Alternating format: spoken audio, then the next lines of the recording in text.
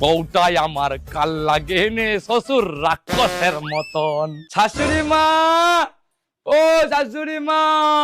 আরে বাবা জামাই তুমি এসেছো? বলছি বাবা জামাই মাথায় ওঠা আমার কি? আরে নামো নামো নামো নামো নামো। হ্যাঁ,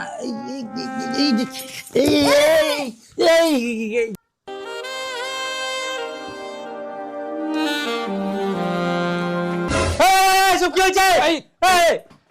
এসব কি হয়েছে? আরে শ্বশুর মশাই, ওই খারাপ ভাববে না, ওই কুমড়োটা নামাই দেখি না আমি আর শাশুড়ি মা পড়ে গিয়েছিলাম। ও ঘাটটা পড়া নিপুংসে জামাই, তুমি আর পড়ার জায়গা পাওনি, একবারে শাশুড়ির ওপরেই পড়েছো।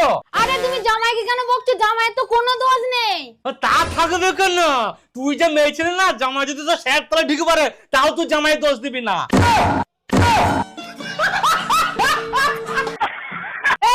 এই তুমি কি উল্টো পাল্টা কথা বলছো? তোমার লজ্জা শরম বলতে কিছু নেই? কোথায় জামাই আসছে, জামাইয়ের খাতির যত্ন করবে তা না, আমার সাথে ঝগড়া